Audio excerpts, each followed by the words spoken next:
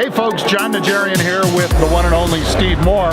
Stephen was, of course, one of the folks in consideration for going on the Federal Reserve, and I wish it would have happened for you, sir, John. because That's nice I respect your work. I wish I were going on too, but it just became untenable. And but you know, I think the left, frankly, was afraid of my economic ideas, and I think the Journal, Wall Street Journal, put it pretty well. That they didn't want me on the Federal Reserve Board not because I'm wrong on economics, but because I'm right. So there you go. I use it as an occasion to try to, you know, educate people about what monetary policy should do and be. And I'm disappointed I'm not going to be over there, but I hope. But you can still provide some influence. Oh, absolutely. Yeah. You know, and I hope to maybe either work, maybe go on the campaign and continue to work for President Trump in one way or another.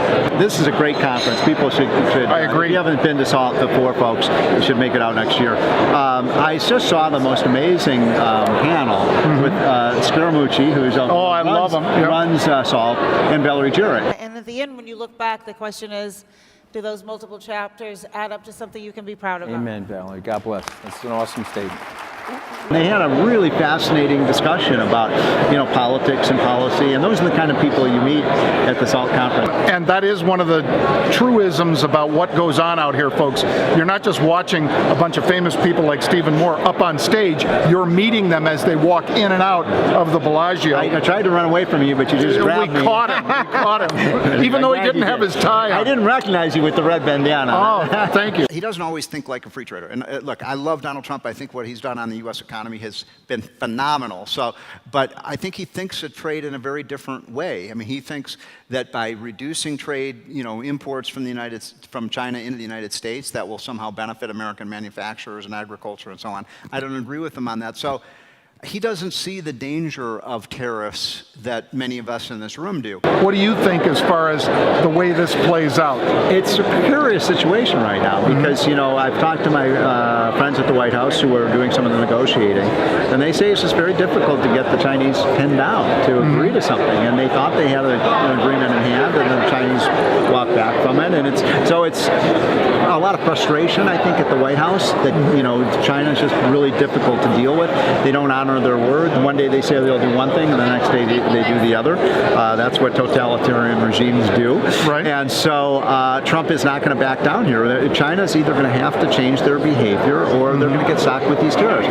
You've known me a long time. I'm a free trade guy. I believe in, you know, low tariffs, and I believe in, you know, global commerce. But when you've got a country like China that's cheating, stealing, lying, you know, involved in cyber espionage against us, hacking into our computer systems, we've got to bring China to heel. And I think all of that is folded into this. Now, here's the optimistic part. Okay. I think people are paying too much attention to the kind of brinkmanship that's going on right now, you know, what's going on by the hour, and China says this and Trump says that.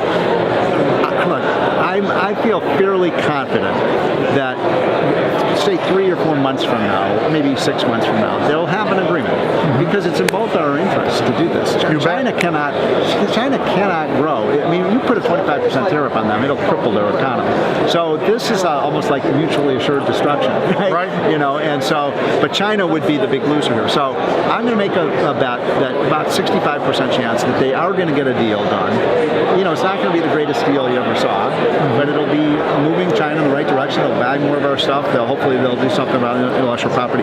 The other problem they have, frankly, is how do you get China to keep their word? Right. I mean, what are their remedies if they don't do what they sign up for? So what Trump is basically saying, you're going to do A, B, and C, and D by such and such a date, and if you don't, you get whacked with these tariffs. And China's, you know, pulling back from that. So precarious situation, but I think certainly in the long run, this is going to turn out okay. Thank you very much for your time, Thank you for what you guys do. Stephen Moore, you do a great job. Thank you. Thank you, sir.